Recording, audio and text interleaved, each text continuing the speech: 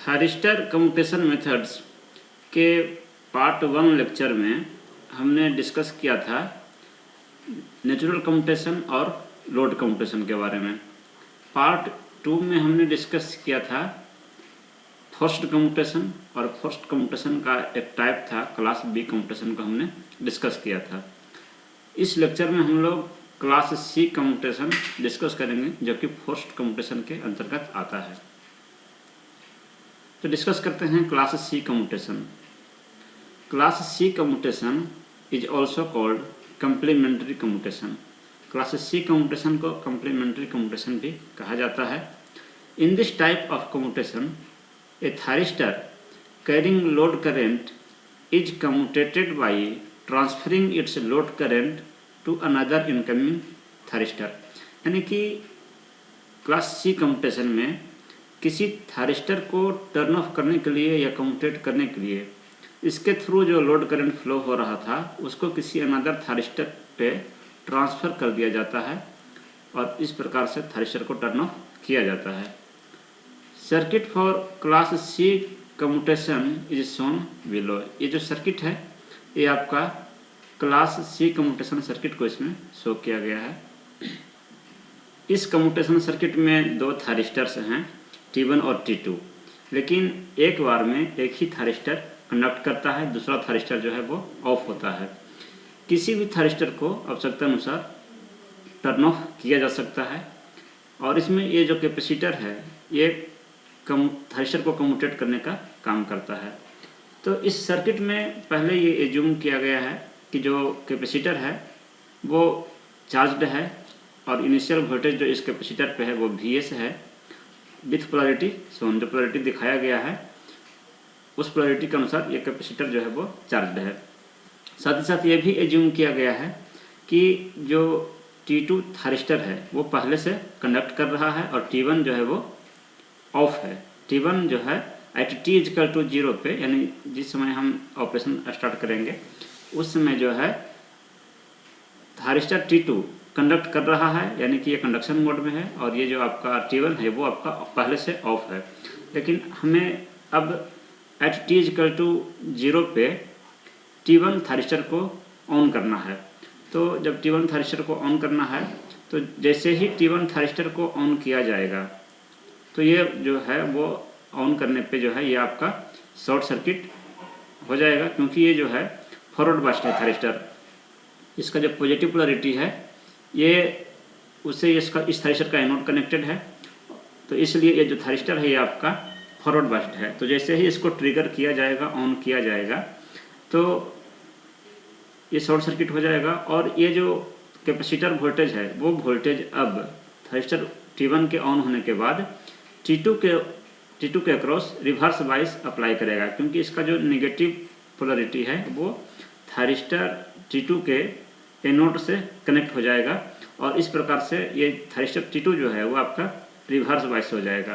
तो इस प्रकार से हम कह सकते हैं कि जैसे ही थायरिस्टर T1 को टर्न ऑन किया जाएगा, T2 अपने आप ही इस कैपेसिटर के वोल्टेज के कारण ये रिवर्स बाइस हो जाएगा, यानी कि थायरिस्टर T2 जो है आपका ऑफ हो जाएगा। तो उस केस में जब थायरिस्टर T1 जब आपका ये कंडक्ट करेगा तो जो करंट है वो T2 से T1 में ट्रांसफ़र हो जाएगा।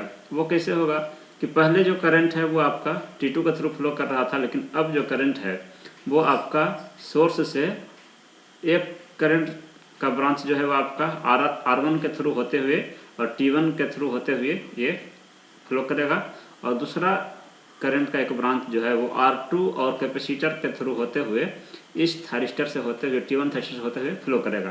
यानी T1 के थ्रू दो करंट आएंगे, एक करंट जो है वो R1 के थ्रू होते हुए आएगा, और दूसरा करंट जो है वो R2 के थ्रू होते हुए आएगा।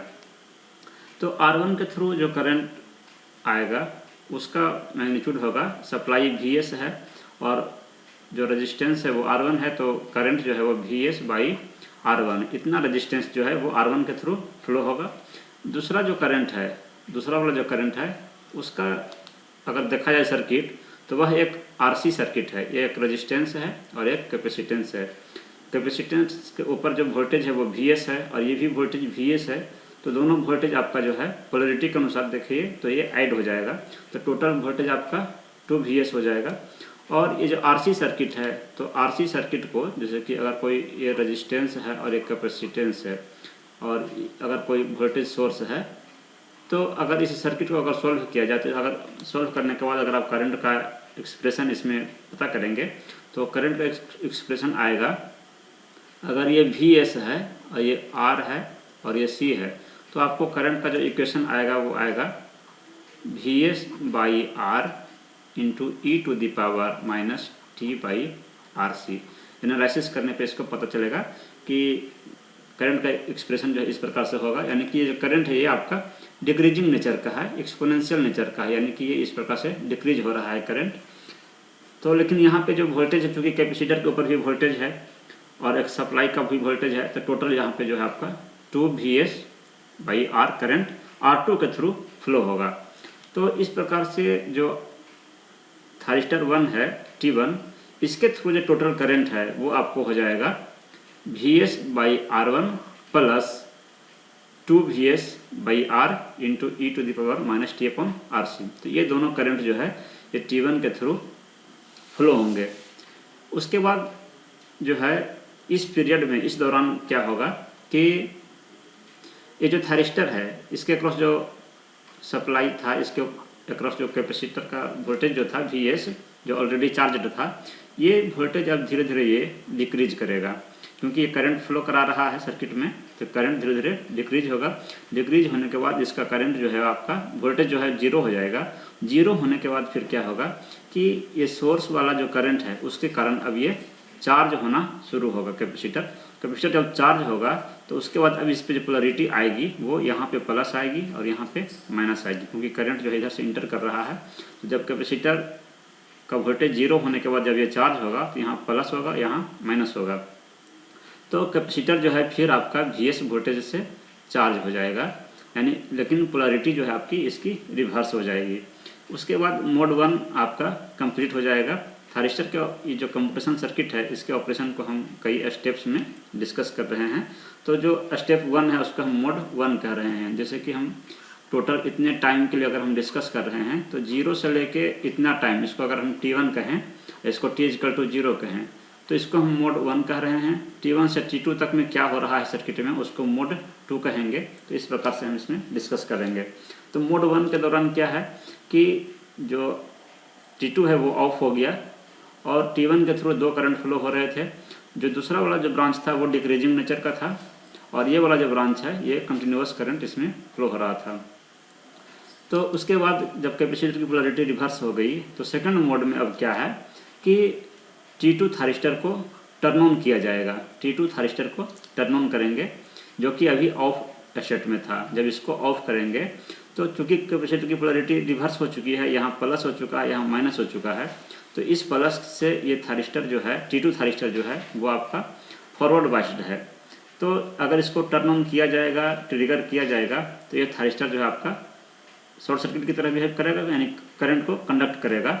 और यही कैपेसिटर का वोल्टेज जो है वो इस थारिस्टर के लिए, यानी इसका जो नेगेटिव है वो इसका एनोड से कनेक्टेड हो जाएगा। तो इसलिए ये T1 थारिस्टर जो है आपका रिवर्स वाइस हो जाएगा। तो T1 थारिस्टर जब रिवर्स वाइस हो जाएगा तो इसलिए ये T1 थारिस्टर जो है वो ऑफ हो जाएगा और T2 कंडक्ट करेगा। तो इस प्रकार से हम देखते हैं कि जब T2 को ऑन करते हैं तो T1 जो है वो अपने आप ऑफ हो जाता है और जब T1 को ऑन करते हैं तो T2 अपने आप ऑफ हो जाता है। तो यानी करंट जो है एक दूसरे का, T1 का करंट जो है T2 में ट्रांसफ़र हो जाता है, T2 का करंट जो है वो T1 में ट्रांसफ़र हो जाता है। इसलिए इसको कम्प्लीमेंट्री कम्यूटेशन भी कहा जाता है।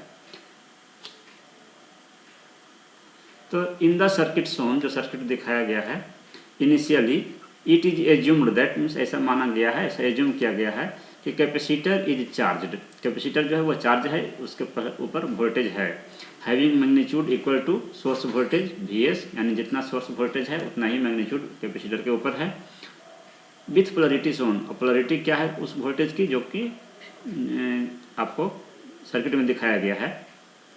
Thyristor T2 is conducting and T1 is of. ये भी एज्यूम किया गया है कि पहले से T2 जो है वो कंडक्ट कर रहा है और T1 जो है आपका ऑफ है, ये एज्यूम किया गया है। उसके बाद हम थारिस्टर के ऑपरेशन को अब डिस्कस करेंगे।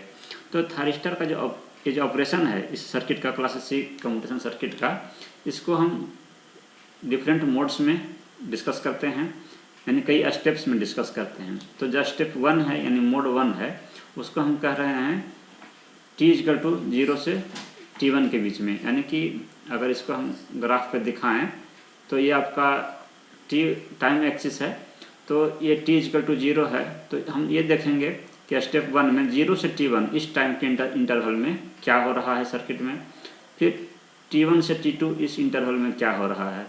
तो इसको हम मोड 1 कह रहे हैं, इसको मोड 2 कह रहे हैं। तो वही मोड 1 लिखा गया है कि जब टाइम 0 से t1 के बीच में इस पीरियड में सर्किट में क्या हो रहा है।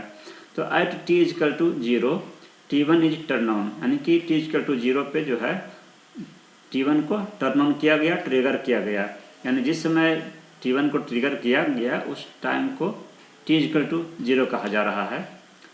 As the thyristor T1 is made on, capacitor voltage applies reverse wise to the thyristor T2 and turns it off. यानी कि जैसे ही T1 थारिस्टर को ऑन किया गया, जो कैपेसिटर वोल्टेज है वो थारिस्टर T2 को रिवर्स वाइज करेगा। जैसा कि हमने सर्किट में डिस्कस किया था कि जो कैपेसिटर की पोलरिटी है उसके अनुसार से जैसे ही T1 को ऑन करेंगे तो T2 जो है आपका ये रिवर्स वाइज हो जाएगा एंड टर्न्स इट ऑफ, और इसको ऑफ कर देगा। Now the current flows through T1 via R1 and R2C। और हमने अभी दिखाया था कि जो थारिस्टर T1 है इसमें एक करंट तो आपका R1 के थ्रू आ रहा है, दूसरा करंट जो है R2 और C के थ्रू आ रहा था, एज सोन इन फिगर, जैसा कि यहाँ पे फिगर में दिखाया गया है। तो जैसे ही थारिस्टर T1 को ऑन किया गया तो T2 जो है ये आपका ऑफ हो गया, ये ऑफ हो गया। उसके बाद जो है जो करंट है वो T1 के थ्रू फ्लो होने लगा। तो T1 के थ्रू जो करंट फ्लो होने लगा, एक तो R1 के थ्रू फ्लो हो रहा है और दूसरा करंट जो है ये आपका R2 और C के थ्रू होते हुए थारिस्टर T1 से फ्लो कर रहा है। ड्यूरिंग दिस मोड, इस मोड में कैपेसिटर वोल्टेज डिक्रीजेज, यानी कि जब ये कैपेसिटर जो है वो करंट सप्लाई कर रहा है, ऑलरेडी ये चार्ज था, तो करंट सप्लाई करेगा तो इसका वोल्टेज धीरे धीरे डिक्रीज करेगा। तो कैपेसिटर वोल्टेज डिक्रीज होते होते ये जब 0 हो जाएगा उसके बाद फिर ये कैपेसिटर जो है वो चार्ज होगा। तो जो करंट का डायरेक्शन है उसके अनुसार से यहाँ पे प्लस पोलरिटी आ जाएगी जब चार्ज होगा तो, और यहाँ पे माइनस पोलरिटी आ जाएगी। तो एट द एंड यानी इस मोड के अंत में जो है कैपेसिटर जो है चार्ज हो जाएगा विथ रिवर्स्ड पोलरिटी, यानी पोलरिटी जो है उसकी रिवर्स हो जाएगी। तो इस मोड के दौरान इतना सर्किट में होगा। उसके बाद जो है आपका मोड 2 में डिस्कस करते हैं कि मोड 2 में क्या होगा, स्टेप 2 में क्या होगा, यानी टाइम T1 से T2 इस इंटरवल में सर्किट में क्या होगा। तो एट t=T1 यानी किसी टाइम अगले जो नेक्स्ट टाइम है, ये आपका T1 था, ये आपका T2 है। तो इस इंटरवल में T1 से T2 के बीच में जो है at t=T1 thyristor T2 is turn on, फिर से T2 को टर्न ऑन किया जाएगा। T1 पे इस पोजीशन पे T2 थारिस्टर को, सेकंड जो थारिस्टर है इसको फिर से टर्न ऑन किया जाएगा।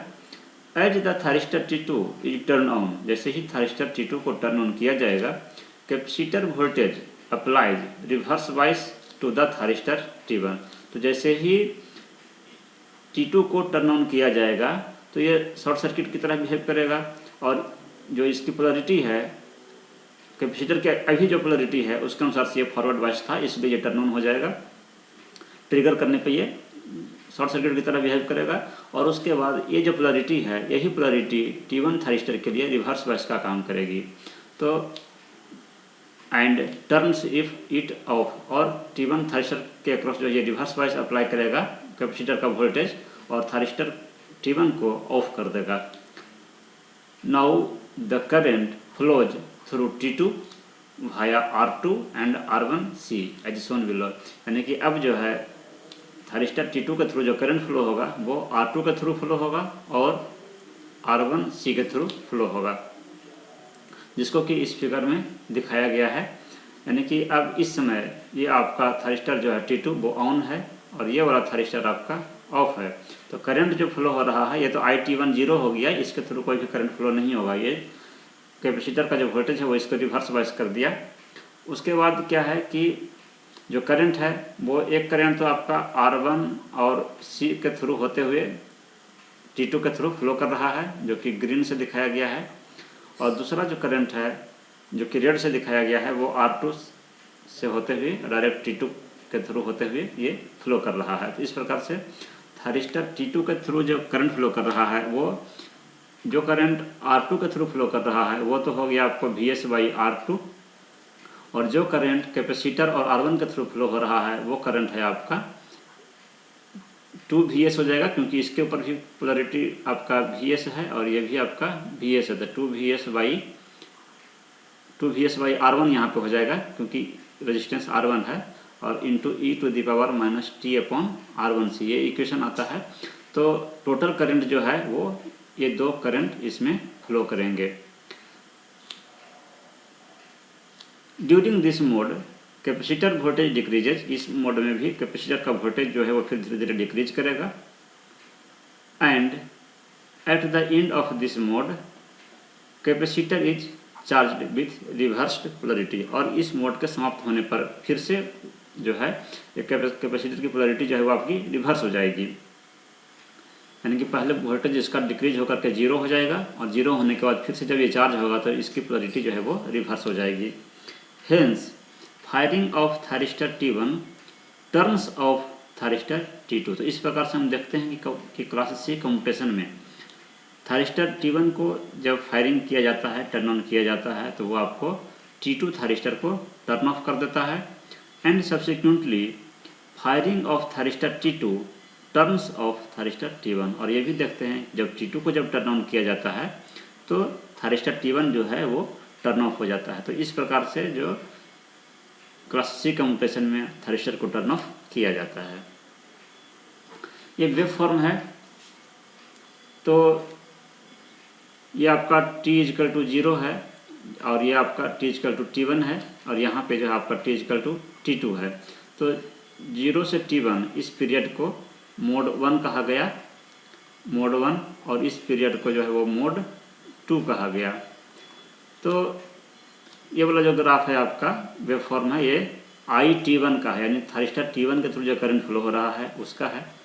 तो इस समय क्या था आपका कि यहाँ पे जो है वो T1 को ऑन किया गया था, T=0 पे T1 को ऑन किया गया था। जब T1 को ऑन किया जाएगा तो T1 थारिस्टर के थ्रू करंट फ्लो होगा।